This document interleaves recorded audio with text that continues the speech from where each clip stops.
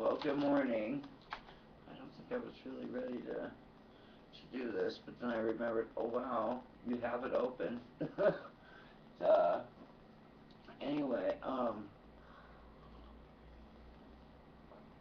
thank you for responding to the video about Iran. I really do need to get me a printer, because that would just make things so much easier for me. Or maybe learn how to use that, oh, what's it called? Screencast-o-matic. Screencast-o-matic.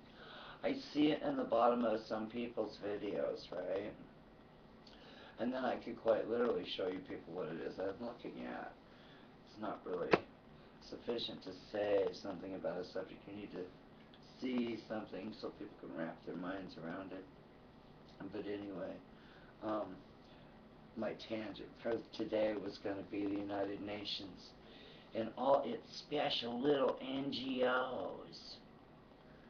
And I cannot say enough negative things about NGOs, especially those that are attached to the United Nations, an institution that should not be standing upright in the United States, or anywhere for that matter.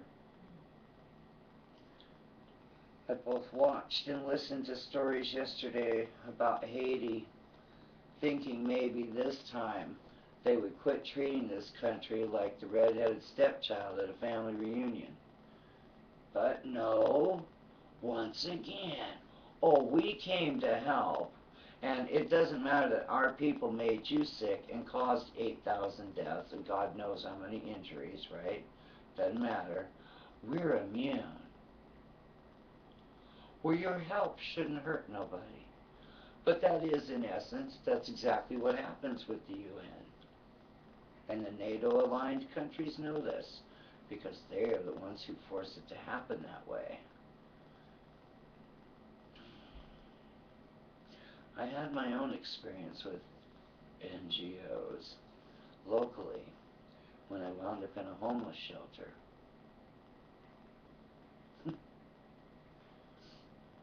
Yeah. I made it out of the shelter, which was a disaster, just from beginning to end.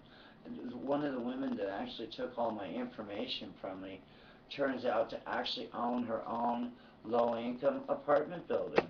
But she said I wouldn't like it because the apartment was on the second floor. I'm fucking homeless. Do you think I care what floor the apartment was on? Nobody bothered to ask me. My shit got shuffled to the bottom of the file because I was one of these that was,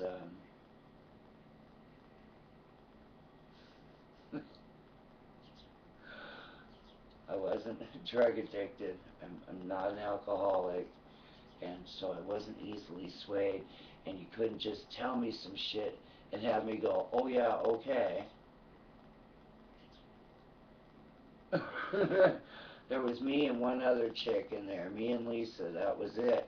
The rest of these ladies, you know, bless them, whatever, they're continuing to allow to extend themselves the way they are with their addictions and whatnot, and all their other issues, because the shelter allows it. They have a rule, excuse me, they have a rule about not coming into the facility intoxicated, but if you're the favored one and you've been there for 2, 3 years, right? They make excuses and allowances. Occasionally, they'll put you out and you have to sleep outside overnight. Yeah. There's a little smoke shack behind the shelter, and that's where most people wind up if they can't indeed actually get into the shelter. But I noticed that the two of us, that Lisa and I, because we were most motivated to get a job, to look for a place to live, to do anything that was different other than shelter style living, which is not a life. That's not a life, people, right? It seemed to me like the two of us were always put to the back of the bus. And then it got to the point where, see, Lisa is religious. I am not. So she pulled ahead of me in favor with these people. And you could visibly see this. This is not something that anybody made up. You can tell. You can tell. You have to walk that walk and talk that talk with these people, right? And then they'll open all kinds of doors for you. But when the girl had her job at McDonald's cut down to, what the hell was it? She went from 40 plus hours a week to 9 hours a week. This is right after Obama said, oh yeah, we just raised the employment rate. No, what you did was you allowed McDonald's, whom you bailed out, you allowed them to hire a bunch of extra people that they didn't fucking need, and those that were there that were actually making a fucking living got squeezed out the door. That's exactly what the fuck happened. I can tell you, I watched it. Anyway, the shelter itself, wow. A dangerous place. It was loaded with mold, which seriously affected my breathing. They had this little clothing room that you could go to in the basement and stuff, and it was cool because it had all this stuff that might maybe fit, well, most of it didn't fit me.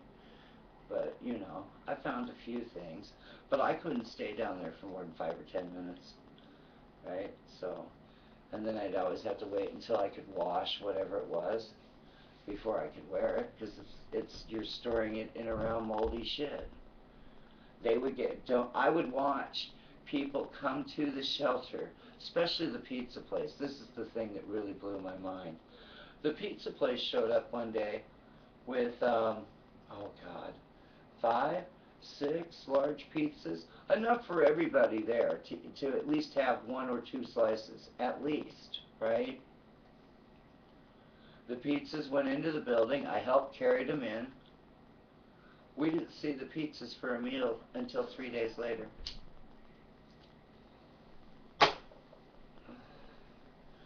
Yeah, because they kept the pizzas. The staff did. And then they gave us this leftover curled up pizza with this limp willy fucking salad and shit, and I just kind of looked at it. I didn't know I can't eat this.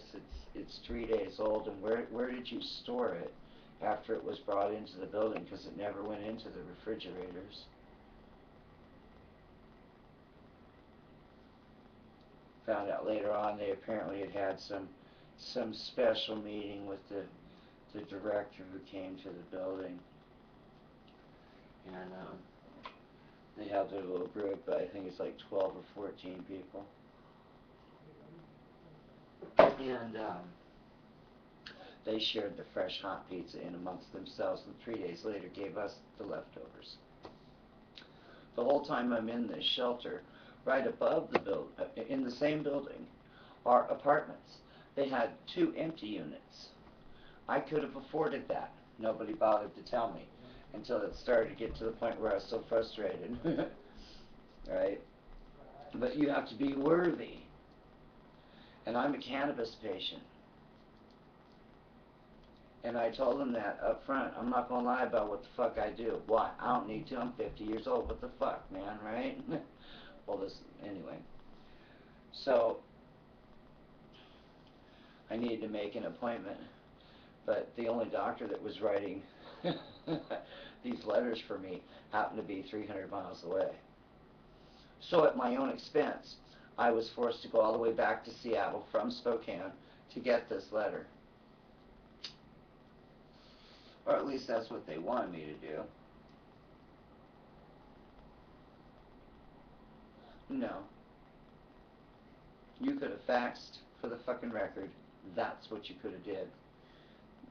I was not going to get on a bus and travel 8, 9 hours to go get you a piece of paper that you could fucking dial a number for and bring it. Ridiculous. wastes of amounts of time. They had locking lockers with padlocks and shit where you could store your stuff. And their excuse for not letting us, that we're looking for a job, to store our things all day in these lockers, is that other people had left their stuff behind and they didn't want to be responsible for it. But I'm here a month now. That means I'm coming back. No, no, no. You need to carry everything you own on your back, looking like a homeless motherfucker while you're trying to look for a job. That's how they do you. Back to the housing thing. So I finally come across one of these buildings, right? It was a secure building. It was beautiful. Met this rotund man who I thought was funnier than hell at first. Unfortunately, every time he opened his mouth, he stuck his fucking foot in it with me, as far as I'm concerned. It was a secure building. They had cameras and everything. Ooh, ooh, ooh. Yeah, the cameras are turned on when the manager remembers to turn them on. So I thought, wow. Then I asked about bringing my dog. Bob is a pit bull boxer. Bob is a big boobin doobin hoobin doober. He thinks he's a lap dog. And every once in a while he might bark at some shit just randomly. And so I said, so what if I get a complaint about the dog barking? And he looks at me very seriously and he says, well, you may have to consider removing the dog's voice box.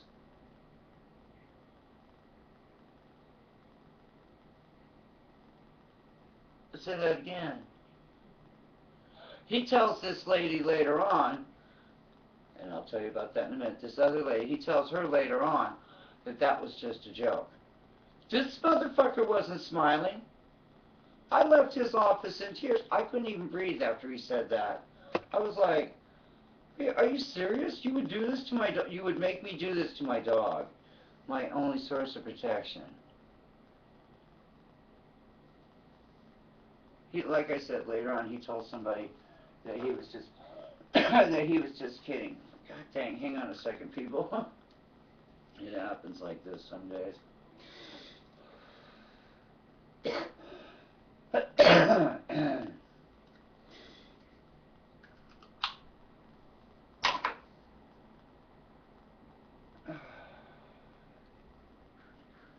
Damn. So anyway,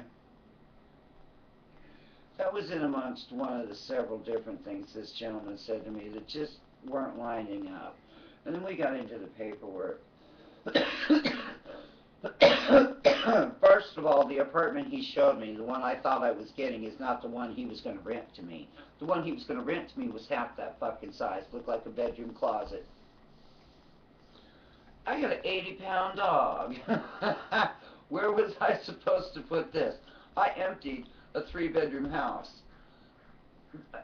Hello? I towed over a U-Haul with a Jeep on the back of it. Where was I going to put all my stuff? There was no parking of any kind to speak of. So, I mean, what would, yeah, okay. So there was never going to be enough room in this place for me at all. It just wasn't going to happen. Then we got into the utility part of this, right? That's where he tells me I have to assign all my benefits for low-income whatever to the building. Energy assistance, whatever, right? All of it had to be assigned to the building so that they could get the break. But that I would not be allowed to then, after that, apply for my own energy assistance to help me pay the bills with these utilities and stuff, which are incredibly insane. And the average in this closet, my bedroom's bigger than this anyway, in this closet was $80 a month. Hello? $80 a month. That's a lot of shekels. I had a job when I started the process of looking at this apartment. Then they told me I had to reduce my hours. Then they told yeah, I'm not lying. I was hired as full-time. I was hired alone based on my voice. It's my voice, right? People hear this, they're like, oh, I'll talk to her. Well, half the time they think they're talking to a him. It doesn't matter. But they'll talk to me, right? And this is why I was hired. And I love this job, and I was grooving. Until I had to go in and tell the guy, oh, by the way, according to the apartment building I'm trying to move into, I can only work 10 hours a week. And I have to do another video, finish explaining this, because it's crazy. Subject, you need to see something so people can wrap their minds around it. But anyway, my tangent for today was going to be the United Nations and all its special little NGOs. And I cannot, well, good morning. I don't think I was really ready to do this, but then I remembered, oh wow, you have it open. Anyway, thank you. I say enough negative things about NGOs, especially those that are attached to the United Nations, an institution that should not be standing upright in the United States, or anywhere for that matter. Screencast-o-matic. I see it in the bottom of some people's videos, right? And then I could quite literally show you people what it is I'm looking at. It's not really sufficient to say something about it for responding to the video about Iran. I really do need to get me a printer, because that would just make things so much easier for me. Or maybe learn how to use that, what's it